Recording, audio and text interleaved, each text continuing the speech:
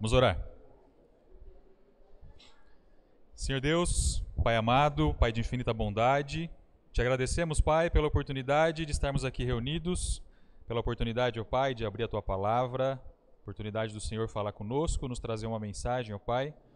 Pedimos a Tua bênção sobre esse momento, abra nossas mentes, nossos corações, nos encha, ó Pai, do Seu Espírito e nos guia em tudo que será dito.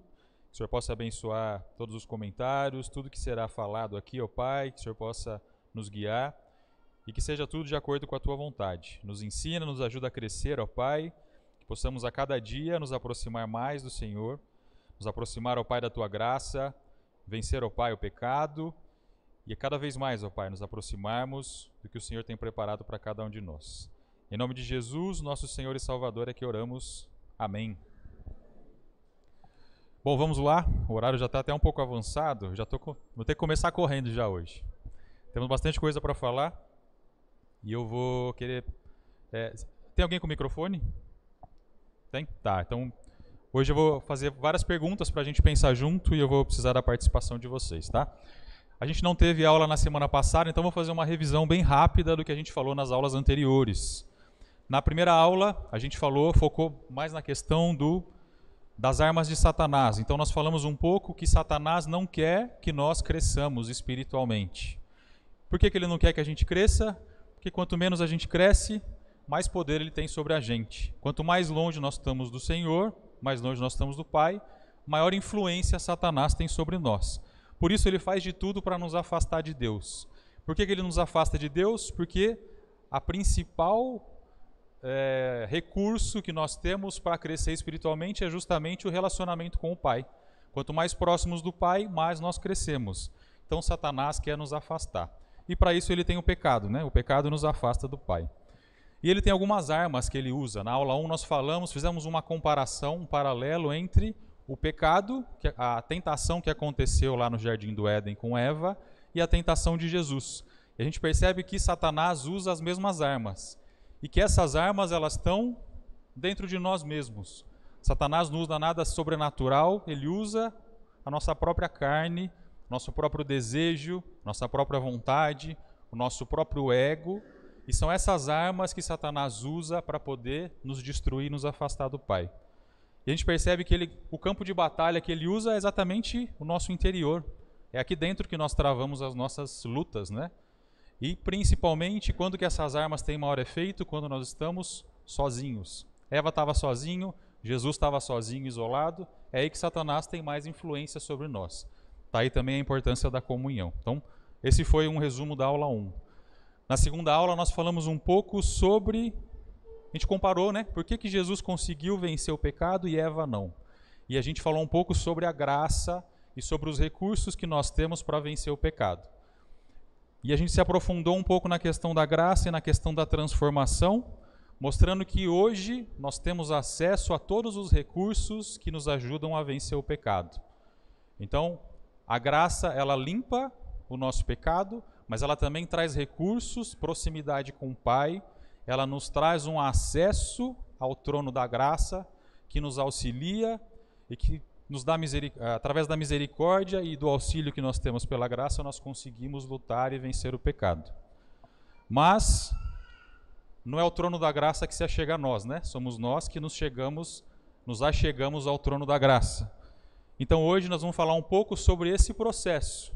Por mais que nós temos todos os recursos, exige-se um processo de transformação, um processo de aproximação. Inclusive a gente até usou um exemplo na aula 2 sobre... existe uma série de bodybuilders que tem ali, chamam algumas pessoas para fazer uma transformação física, e essas pessoas têm ali acesso a tudo de melhor que existe no mundo ali da academia, né? Academias boas, tem suplementos, tem acesso a tudo. Algumas pessoas são totalmente transformadas e algumas não mudam nada. Ou seja, por mais que você tenha acesso a todos os recursos, a transformação depende de esforço e depende de nós. Da mesma forma, é a vida espiritual. Nós temos acesso através de Jesus, mas a transformação depende de nós. Hoje, na aula 3, nós vamos falar um pouco como que é esse processo de transformação e como que o crescimento espiritual vai nos ajudar a vencer essa batalha com o pecado. Vai nos ajudar a vencer as armas que Satanás usa contra nós, tá? Esse é o assunto da aula 3. Vamos, para começar, eu vou ler um texto para falar um pouco sobre essa batalha. O que seria essa batalha que nós travamos, né? Exatamente o que é essa batalha e esse conflito que existe. Então vou convidar todos que abram comigo em Gálatas 5. Vamos começar lendo aqui o versículo 16 e 17. Então Gálatas 5, 16 e 17. Como não temos muito tempo, eu vou ler aqui de forma um pouco mais rápida, tá? Então vamos lá, Gálatas 5, 16 e 17 diz assim: Por isso digo, vivam pelo Espírito e de modo nenhum satisfarão os desejos da carne. Pois a carne deseja o que é contrário ao Espírito e o Espírito o que é contrário à carne. Eles estão num conflito um com o outro, de modo que vocês não fazem o que desejam. E quais seriam esses desejos, né? Eu vou ler aqui o versículo 19. Então, ora, as obras da carne são manifestas: imoralidade sexual, impureza e libertinagem, idolatria e feitiçaria, ódio, discórdia, ciúmes, ira, egoísmo, dissensões, facções, invejas, embriaguez, orgias e coisas semelhantes. Eu os advirto, como antes já os adverti, que os que praticam essas coisas não herdarão o reino de Deus. Mas o fruto do Espírito é amor, alegria, paz, paciência, amabilidade, bondade, fidelidade, mansidão e domínio próprio. Quanto a essas coisas não há lei. A gente percebe no versículo 17, né, aqui diz que existe um conflito. A carne deseja algumas coisas e o Espírito outras e são contrárias. E a carne e o Espírito estão em conflito. Você já sentiu essa batalha, esse conflito? Como que é isso, né? Como que funciona esse conflito? Ele é tranquilo? Ele é um conflito intenso? Como que ele acontece? Acontece de vez em quando? Acontece todo dia? Alguém quer falar alguma experiência sobre isso? Vocês sentem esse conflito? Sim? E como que funciona na vida de vocês? Esse conflito ele é maior depois que você se converteu? Ou esse conflito era maior antes? Quer falar? Acho que o microfone vai chegar.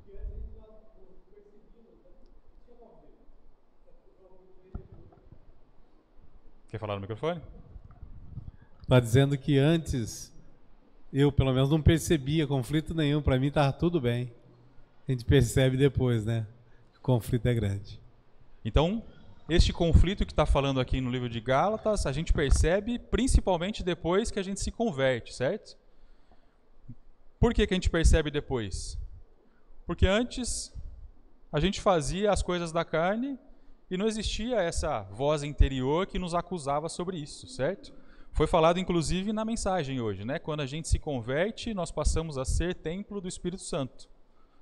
Então, ou seja, conforme a gente se batiza e vai crescendo, parece que surge uma voz interior, né? Surge ali um incômodo que nos mostra o que é certo a fazer.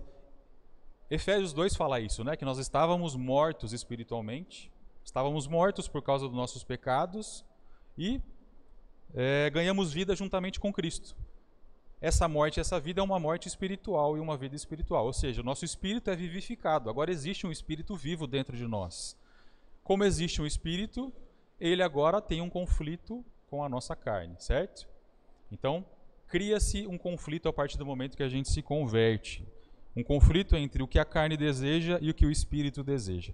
E logo no começo do versículo, em Gálatas 16, Paulo nos diz, vivam pelo Espírito. O que será que ele quis dizer com vivam pelo Espírito?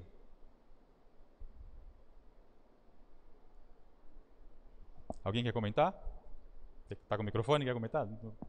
Mas era sobre a pergunta anterior. Eu tinha um professor que ele costumava dizer que ele tinha uma fórmula mágica para se livrar da tentação. Era um professor, ele provavelmente não era cristão, não era nada disso, né?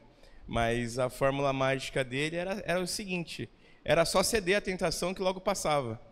Então, nós sentimos essa tentação quando nós sabemos o que é certo e o que é errado, né? Então essa luta, ela não é fácil, ela está com a gente. E é uma coisa interna na nossa mente, né? A nossa mente é a batalha, porque é ali que nós cobiçamos, desejamos, imaginamos, né? Mas o cristão, ele tem tentações e é difícil. Ceder, lógico, passa, né? Mas ele está sempre se entregando. Então, existe uma batalha muito forte. Perfeito. Senhor Roberto.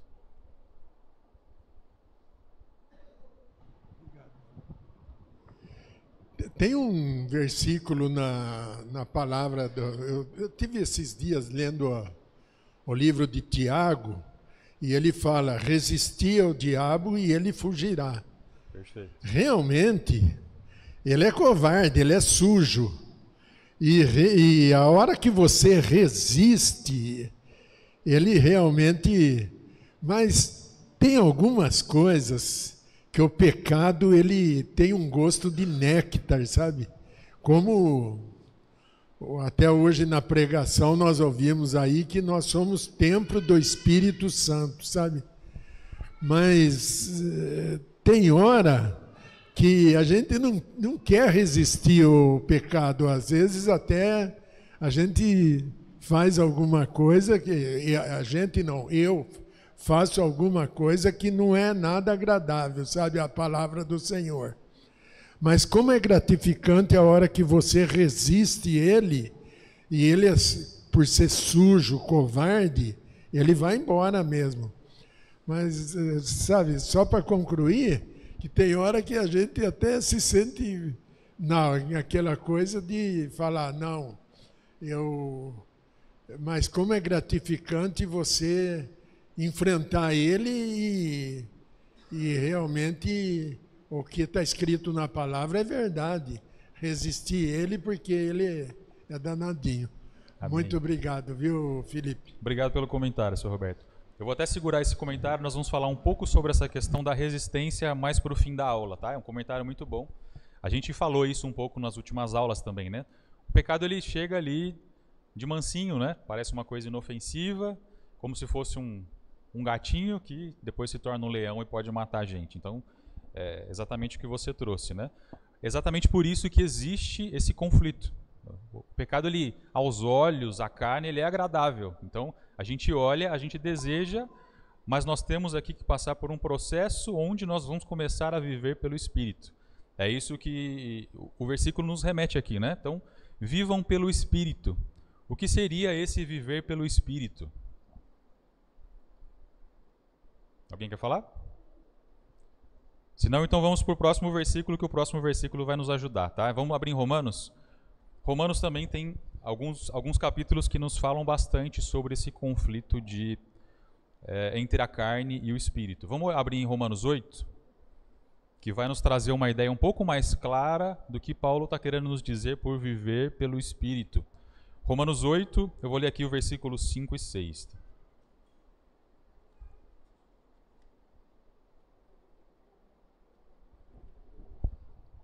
Romanos 8, 5 e 6. Quem vive segundo a carne tem a mente voltada para o que a carne deseja, mas quem vive de acordo com o Espírito tem a mente voltada para o que o Espírito deseja. A mentalidade da carne é morte, mas a mentalidade do Espírito é vida e paz. Então, viver pela carne significa ter a mente voltada para a carne. E viver pelo Espírito significa ter a mente voltada para as coisas do Espírito. De novo, eu vou devolver a pergunta para vocês. O que é ter a mente voltada para as coisas da carne? O que será que é a mente? Como que a gente pode traduzir para ficar um pouco mais fácil? O que significa ter a mente voltada para o que a carne deseja? Nossas intenções. Quem mais? Nossos pensamentos. Nossos desejos, nossas vontades, ou seja, a nossa mente, pode falar.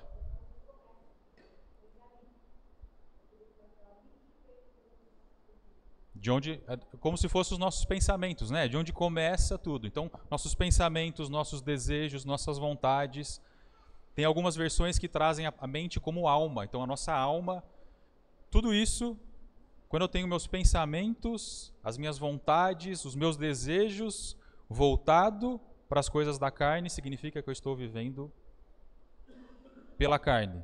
E o que nós temos que fazer é a nossa mente, nossos pensamentos, nossas emoções, nossas vontades, elas têm que estar de acordo com as vontades do Espírito. E quais são as vontades do Espírito? As vontades do Pai. Fica um pouco mais claro dessa forma? Certo? Então existe um processo, ou seja, quando não éramos convertidos, todos os nossos pensamentos estavam ali alinhados para satisfazer os desejos da nossa carne. Foi como o Renato trouxe, né? Sinto vontade, como que eu faço para passar a vontade? Eu vou lá e faço, certo? É simples, né? Esse é o pensamento de quem ainda não é convertido. Depois que você se converte, o Espírito começa a te acusar, vem aquela vozinha que fala que você não deve fazer esse tipo de coisa.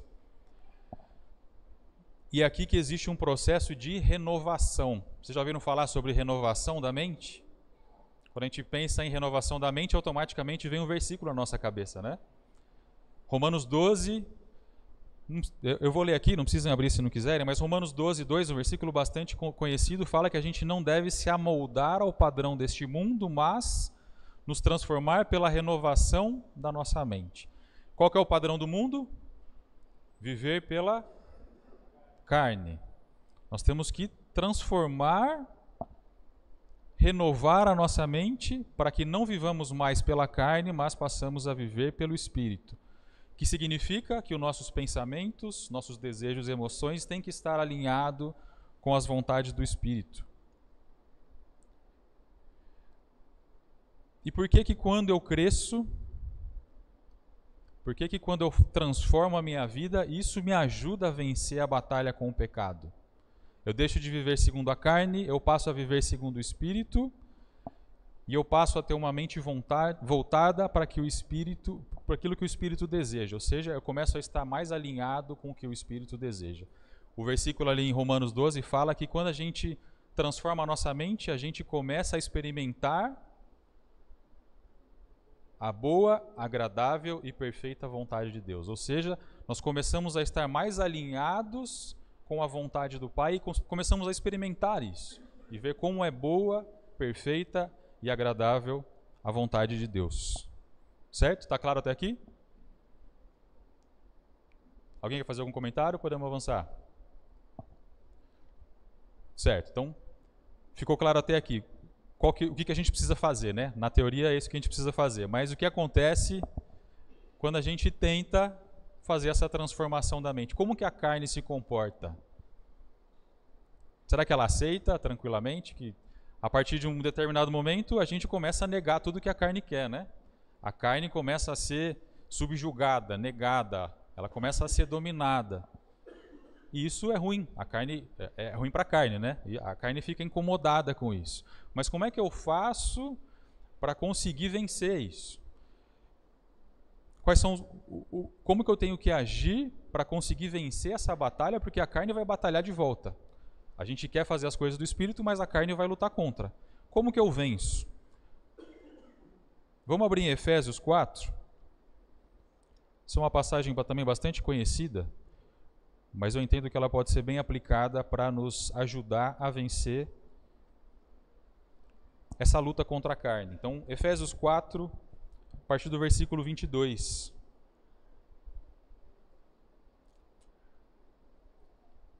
Diz assim: quanto à antiga maneira de viver, vocês foram ensinados a despir-se do velho homem, que se corrompem por desejos enganosos, a serem renovados no modo de pensar e a revestir-se do novo homem, criados ser semelhante a Deus em justiça e em santidade provenientes da verdade. Ou seja, quais são os passos aqui? Nós precisamos nos despir do velho homem, que é a nossa mente voltada para a carne. Nós precisamos remover isso, né? Nos despir dessa velha vida do velho homem. Mas não é só isso, né? Existe um processo de transformação e a gente precisa fazer o que depois? Qual que é o próximo passo? No versículo seguinte. E revestir-se do novo homem. Não basta, nós queremos somente nos despir do velho homem, como nós precisamos nos revestir do novo homem. Ou seja, não é só eliminar, nós precisamos substituir. Em outras palavras, o que é isso? Eu não preciso só parar de fazer o que eu fazia e mudar a minha atitude. Eu preciso me transformar. Eu preciso me transformar numa nova criatura. Então, eu deixo o que eu fazia, mas eu substituo por um novo comportamento. Eu substituo por um novo homem, não somente deixo o homem antigo. E eu percebo que muitas vezes nós precisamos ajustar um pouco aqui. Nós erramos aqui porque nós estamos lutando muito para deixar o velho homem, mas nós não estamos substituindo por nada. E muitas vezes a casa fica vazia. Então existe um processo de transformação. Nós precisamos entender que não é só uma mudança de atitude, mas é uma mudança de quem nós somos. Então, não é somente deixar de fazer uma coisa, mas eu continuar a querer fazendo aquilo. Eu preciso substituir o que eu fazia por um novo comportamento. Eu vou dar um exemplo aqui, tá? Uma situação real que aconteceu comigo há vários anos atrás. Antes de eu conhecer a Camila, antes de casar, eu morava em São Paulo e nós tínhamos um grupo de estudo de jovens solteiros. A gente se reunia em casas para conversar um pouco sobre a palavra. E era um ambiente muito tranquilo, assim, receptivo, era muito fácil da gente trazer visitantes. E chegou, depois de algumas semanas que a gente começou, surgiu um rapaz, chamava Thales, que ele era homossexual, ele era amigo de uma das meninas ali que estavam com a gente. E ele, quando ele viu o evangelho, ele ficou extremamente encantado, assim, né? E ele começou a estudar, se dedicou, se batizou como se ele tivesse encontrado ali um diamante que resolvesse todos os problemas da vida dele. E ele ficou extremamente dedicado, ele se aprofundou no evangelho, toda semana ele estava na igreja, enfim, ele transformou completamente a vida dele. Só que ele estava indo muito bem no trabalho dele, e ele trabalhava como fotógrafo de modelos, e ele estava num momento de ascensão, e ele vivia num meio que não era um meio muito, enfim, não era um meio que condizia com a nova vida dele, né? Essa transformação que ele teve. Ele ainda tinha muitas amizades que não eram boas amizades, e ele falou, não, eu sou forte, eu consigo, e eu vou continuar aqui no meu trabalho, eu não quero me desfazer dele, mas eu vou continuar firme no Senhor. E ele ficou por um bom tempo, firme, a gente conversava bastante, ele desabafava, era uma luta intensa, só que aconteceu depois de uns 6 meses, passou um tempo, uma pessoa precisou ir morar com ele, e ele foi cada vez se aproximando mais das pessoas do trabalho, e passou um tempo, ele se afastou, e ele voltou para uma situação muito pior do que a situação que ele tinha antes. Ou seja, ele conheceu a verdadeira palavra, ele tinha muito esforço, ele lutava muito para se despir do velho homem. Só que em algumas áreas da vida dele, ele não aceitou vestir-se e substituir pela nova vida, pela transformação. Então, essa vestir-se do novo homem, muitas vezes nos exige fazer algumas substituições de ambiente, algumas substituições de amizade, porque senão a gente vive numa luta constante, onde a gente vai ficar, em alguns momentos, em desvantagem, né? Nós precisamos preencher esse velho homem com esse homem transformado, com nos revestir desse novo homem, tá? Alguém quer fazer algum comentário?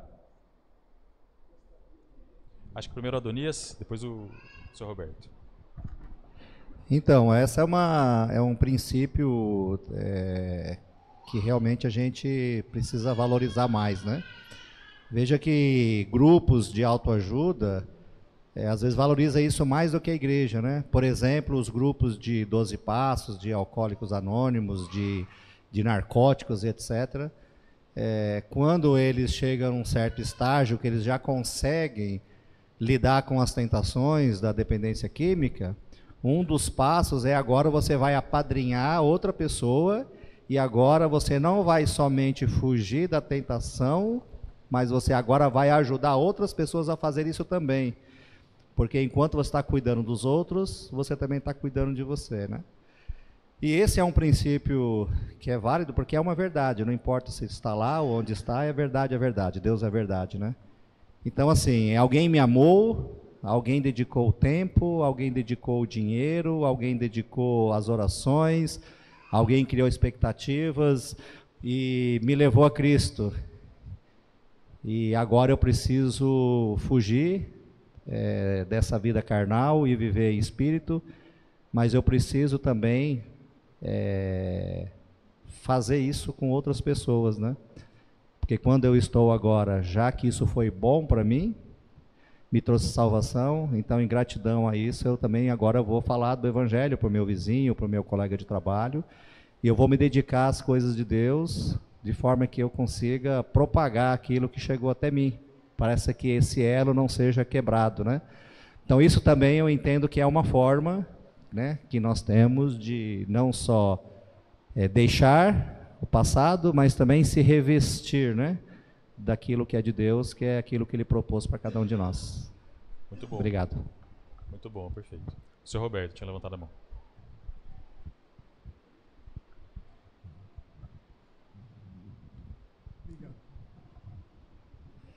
Eu vou comentar algumas coisas que é na vida prática mesmo, sabe, Felipe? E eu vou falar espiritualmente falando, um lugar que a pessoa não tem nem ideia o quanto é perigoso é frequentar bar. Bar, espiritualmente falando, às vezes nem as pessoas que frequentam lá sabem disso, o quanto é perigoso aquilo espiritualmente falando, sabe? Agora, quando a pessoa deixa de viver aquela vida, quanto mais ele procurar se aproximar de pessoas que praticam a palavra, porque igreja também tem aquelas pessoas, não vou entrar nesses detalhes, que a pessoa vem na igreja por vir, mas tem pessoas praticantes. Aí compensa realmente quando você pratica a palavra e você anda com essas pessoas, procura seguir o que realmente essas pessoas fazem, sabe?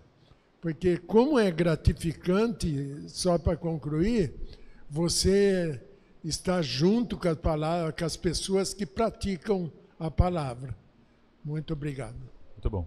O Ricardo lá no fundo. Obrigado.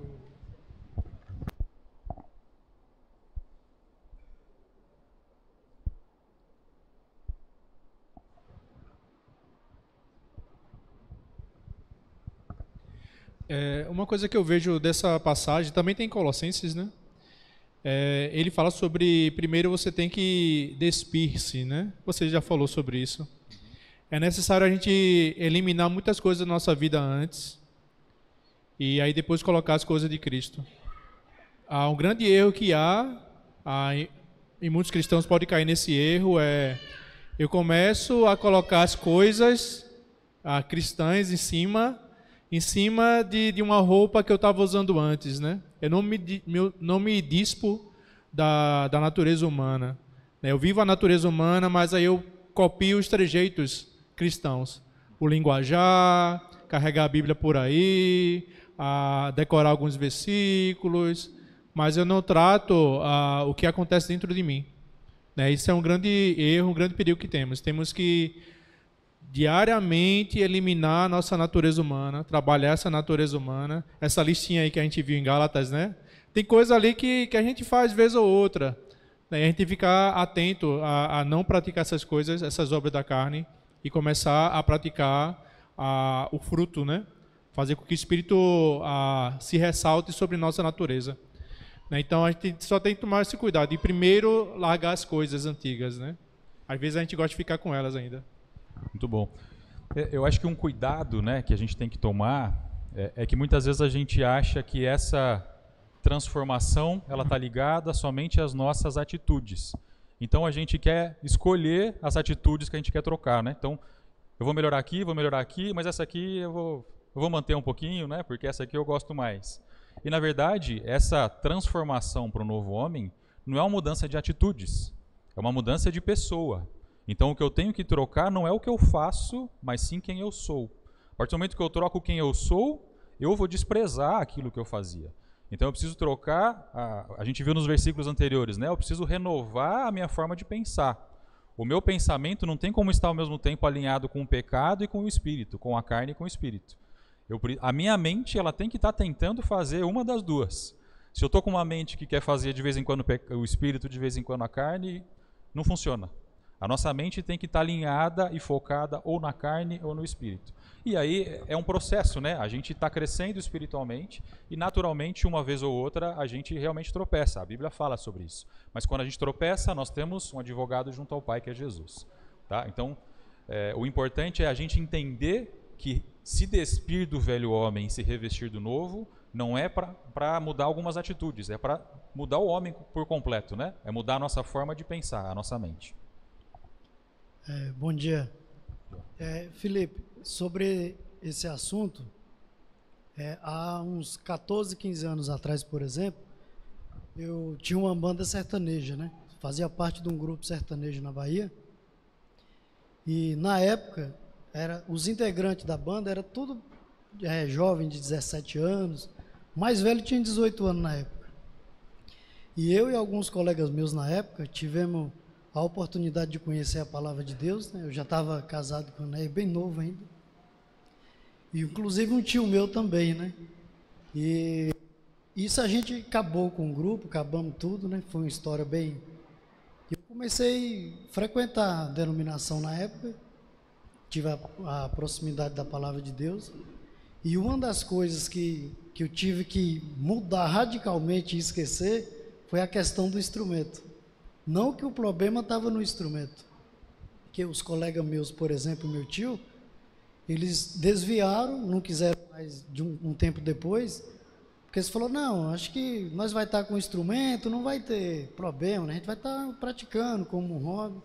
E eles foram atraídos de novo pelas coisas que a música proporciona, né? Que não são tão boas dependendo da situação, e eles estão fora até hoje, não tiveram o privilégio de seguir. E eu vendo isso, eu falei, olha, o problema não está no instrumento, mas pode estar em mim que não vou saber lidar com isso. E há mais de 13 anos que eu não toco instrumento, embora eu goste do instrumento. Mas eu preferi não tocar, já para não correr um risco de dar esse lugar, de ser atraído novamente por essas coisas. E até hoje eu não toco instrumento. Assim, o problema não está no instrumento. Mas eu vi os exemplos deles que foram seduzidos, eu preferi abandonar o instrumento. Obrigado pelo exemplo. Quando a gente muda a forma de pensar, até aquilo que a gente gostava, né, aquilo que é uma coisa que estava ali interior, a gente começa a perder o sentido, né? A gente muda, o nosso foco muda, a gente começa a ter pensamentos alinhados de forma diferente, e o que a gente fazia anteriormente começa a perder o sentido, né? É exatamente esse o ponto. Eu vou ler mais um último versículo só para a gente concluir. Eu vou ter que passar bem rápido nesse último, mas eu acho que faz sentido a gente falar, que é justamente como a gente faz para não desanimar, tá? Porque a gente sabe que é uma luta, né? A gente sabe que é uma batalha e que a gente tem altos e baixos e muitas vezes a gente acaba desanimando. Quais são os recursos que a gente tem para não desanimar dessa caminhada? E sempre que eu penso na questão de caminhada e de desanimar, tem um versículo que sempre me vem à mente, que é Hebreus 12, que ele compara a nossa caminhada e o nosso crescimento espiritual com uma corrida. Então, Hebreus 12, eu vou ler aqui os versículos 1, 2 e 3, só para a gente concluir, e depois vamos tentar explorar ele de forma bem rápida, tá? Não vou conseguir me aprofundar nele tanto quanto eu gostaria, mas é só para a gente fechar a ideia. Então, Hebreus 12, versículos 1, 2 e 3. Portanto, também nós, uma vez estamos rodeados por tão grande nuvem de testemunhas, livremo-nos de tudo que nos atrapalha e do pecado que nos envolve e corramos com perseverança a corrida que nos é proposta. Tendo os olhos fitos em Jesus, autor e consumador da nossa fé, ele, pela alegria que lhe fora proposta, suportou a cruz, desprezando a vergonha, e assentou-se à direita do trono de Deus. Pensem bem naquele que suportou tal oposição dos pecadores contra si mesmo, para que não se cansem e nem desanimem. Esse versículo fala de uma corrida onde a gente tem que se livrar de tudo aquilo que está nos atrapalhando, né? Do pecado, e que nós temos ali em volta uma nuvem de testemunhas. Existe uma figura muito clara quando eu leio esse versículo, principalmente aí os mais velhos vão lembrar. Na Olimpíada de 2004, não sei se vocês lembram, aconteceu um fato muito curioso. Um brasileiro, pela primeira vez, estava liderando uma maratona, ia ser o primeiro maratonista a ganhar uma medalha de ouro para o Brasil, e no fim da prova, depois, quem não lembra dessa história, procurem aí no celular, eu acabei não trazendo, ele chamava-se Vanderlei Cordeiro de Lima. Então o Vanderlei estava ali liderando a prova, na reta final, já cansado, depois de correr uma maratona, e veio ali um maluco, alguém que estava fazendo um protesto, entrou no meio da corrida e agarrou ele e tentou tirar ele da corrida. Empurrou ele para fora da corrida e ele já ali sem forças, de estar cansado, se lutou, sempre olhando para frente para conseguir se desgarrar dele e conseguir continuar a corrida. E aí no meio dessa confusão toda, um senhor saiu ali do meio da plateia, né, do pessoal que estava assistindo, e foi lá ajudar ele a conseguir se livrar daquele manifestante. E aí depois de alguns minutos ele conseguiu se desgarrar e saiu e continuou a corrida. Mas ele se desgastou, teve uma situação até psicológica, né, de ele estava concentrado na prova, pronto para terminar em primeiro lugar, e ele teve ali uma situação que atrapalhou muito a corrida. Ele ainda conseguiu correr, terminou a prova em terceiro lugar, mas ele se tornou um herói pela forma como ele se comportou.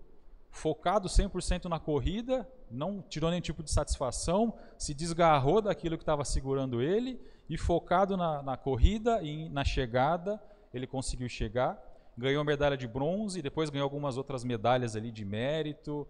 Teve outros atletas que queriam dar medalhas para ele, enfim, ele se tornou um herói. Se você colocar Atenas 2004, Jogos Olímpicos, vai aparecer um monte de fotos dele. Apesar dele não ter ficado em primeiro lugar, ele foi o grande destaque da Olimpíada. E quando a gente pega essa situação, né, e compara com esse versículo, é muito interessante como existe uma proximidade muito grande. Uma corrida onde ele estava 100% focado em chegar, de repente chegou algo para atrapalhar, e ele lutou bravamente para se desgarrar, e aquela nuvem de testemunhas que existiam em volta ajudaram ele a ter força para ele conseguir vencer e conseguir avançar em direção à chegada. É isso que nos traz aqui esse versículo. Nós temos uma linha de chegada e nós temos que estar com a mente, com o nosso foco, fitos em Jesus. Fitos nessa chegada, que é o autor e consumador da nossa fé. E nós temos que olhar para isso e não desanimar dessa corrida. Não focar nos nossos problemas, e sim nos desgarrar de tudo que nos atrapalha. Se tem ainda alguma coisa que te atrapalha, a solução é substitua por algo do Espírito. Se você ainda tem algumas coisas da carne que estão te incomodando, você precisa fazer essa substituição por aquilo que a sua mente está alinhada, com as coisas do Espírito, para a sua chegada. O Sr. Roberto falou sobre resistência, né? A resistência também é o que nos ajuda a nos livrar do pecado. Se aquela pessoa não tivesse treinado e resistido, ele não teria força suficiente para vencer o pecado. Então, a própria palavra nos ensina, nós precisamos resistir, porque o diabo vai fugir da gente. E resistir não é uma vez, não são duas. Resistência é um processo. Temos que estar a todo dia resistindo para ter força suficiente nessa caminhada em busca do nosso alvo, que é a chegada, certo? Então, para concluir, a batalha que existe internamente é uma batalha real. Nós temos um conflito interno entre carne e espírito. A partir do momento que nós nos convertemos, passamos a ser templo do Espírito, temos ali uma voz interior que nos mostra que nós muitas vezes estamos errados e precisamos vencer essa batalha. Como que a gente vence? Vivendo pelo Espírito. E viver pelo Espírito é ter a mente, os pensamentos, as nossas emoções e as nossas vontades alinhadas com as coisas do Espírito. E nós precisamos seguir a nossa caminhada lutando para nos livrar de tudo que nos atrapalha nessa corrida espiritual, com os olhos sempre firmes e fitos em Jesus. Certo? Vamos encerrar com uma oração. Não vou abrir para comentários, porque a gente já estourou um pouco o nosso tempo, mas obrigado por todos os comentários que vocês fizeram. Encerramos aqui esse assunto, né? Falamos um pouco sobre pecado e sobre quais são as armas e as transformações que a gente precisa justamente para vencer esse pecado. Vamos orar. Senhor Deus, Pai querido, te agradecemos, ó Deus, por o Senhor nos dar, ó Pai, todos os recursos que precisamos para sair, ó Pai, dessa escravidão, deste mundo. O Senhor através do plano maravilhoso do Teu Filho amado Jesus, ó Pai, o Senhor nos presenteou com essa graça. O Senhor nos permite, ó Pai, nos aproximarmos do trono da graça, ó Pai, receber misericórdia e auxílio do Senhor. Nos ajude, ó Pai, a termos as nossas mentes renovadas.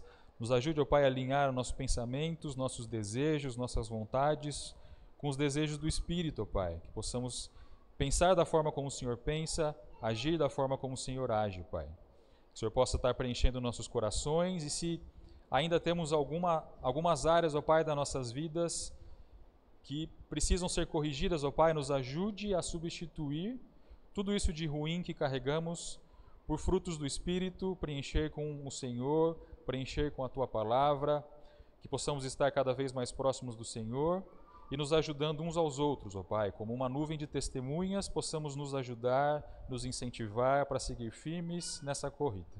Em nome de Jesus, nosso Senhor e Salvador, é que oramos. Amém.